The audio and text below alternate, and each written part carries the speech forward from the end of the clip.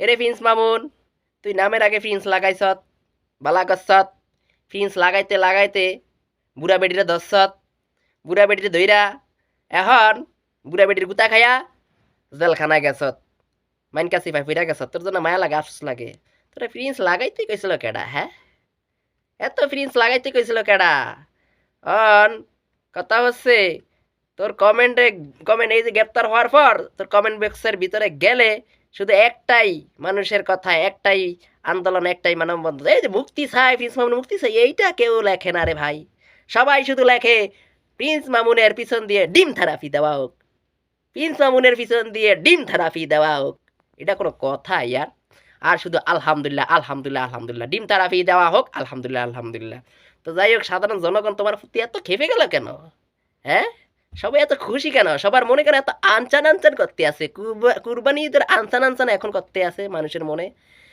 তো আমার জানা মতে, আমার কথা মতে, আমার ব্যক্তিগত ভাবে এ দুইটারেই ডিম থেরাপি দেওয়া হোক। এই লাইলারও ডিম থেরাপি দেওয়া হোক।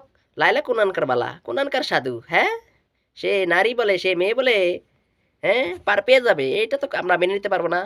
তো যাই হোক, আমি একজন পুরুষ হয়ে তোমাকে খালি ডিম থেরাপি দিলে হবে না, তাহাকে দিতে হবে। শুধু তুমি একলা দোষ করো নাই।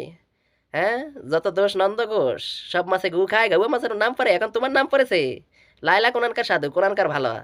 এই দুইটারে ডিম থেরাপি দেওয়া হোক। কারণ এগুলো এতদিন বিয়ে ছাড়া যত ফষ্টি নষ্টি করেছে, 3টা বছর বিয়ে ছাড়া ফষ্টি নষ্টি করেছে। আমাদের যুব সমাজকে এটা কি শিক্ষা দিচ্ছে? বাচ্চা ফুলাফানগুলো নষ্ট করতে আছে, মানুষ এগুলো দেখে না? হ্যাঁ, জ্ঞানীরা কই, বুদ্ধিমত্তারা কই, তারা কি এগুলো দেখে না? তারা 3 বছর বিয়ে ছাড়া ফাঁসটি নষ্টি করেছে। মামুন কি জোর করে লাইলার সাথে ধর্ষণ করেছে? জোর করে থেকেছে তো? নো, এখানে লাইলার লাইলার ইচ্ছেতেই কিন্তু সবকিছু হয়েছে। তো যাই হোক, তারা 3 বছর ফাঁসটি নষ্টি করেছে, বিয়ে ছাড়া অবৈধ কাজ করেছে, আবার জায়গায় জায়গায় গিয়ে তারা যত কাহিনী করেছে। এখন সেটা বড় কথা নয়, বড় কথা হচ্ছে এই লায়লা তাদের ভিতরে এখন কি এমন হলো রে ভাই? শেষমেশ মামুন্নারে ঢুকিয়ে দিল, আর লায়লা বাইরে থেকে কি সুন্দর বক্তব্য দিয়ে যাচ্ছে।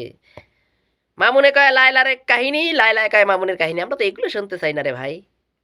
আমরা জানতে চাইতে আছি যে দুইটার ভিতরে দোষ আছে, লোভ আছে। কারণ আমাদের লায়লা প্রিন্স মামুনকে দেখে, প্রিন্স মামুনের জনপ্রিয়তা দেখে, হ্যাঁ বুড়া বয়সে এরকম কষি, হ্যাঁ বুড়া বয়সে এরকম কষি বাচ্চা পেয়ে সে খুব অফার দিয়েছে মামুনকে।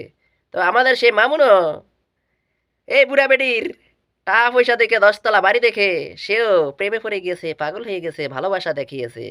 তো এক সময় তারা 3 বছর বিয়ে ছাড়া ছিল, তখন ছিল তাদের ভালোবাসা। হ্যাঁ, ফষ্টি নষ্টি এখন কারো চোখে পড়ে নাই, তখন ছিল সেগুলো সব ছিল ভালোবাসা। আর এখন হয়ে গিয়েছে, এখন হয়ে গিয়েছে শেষমেশ, এখন হয়ে গেল মামুন সেই ভালোবাসা, মামুনের সেই ভালোবাসা একসময় যেই লাইলাল্লে হতিছিলা, এখন হয়ে গেছে দর্শন মামুন না। এটা কোনো কথা ইয়ার? তো যাই হোক, আমাদের সবারই বুঝতে হবে ব্যাপারটা, সবারই।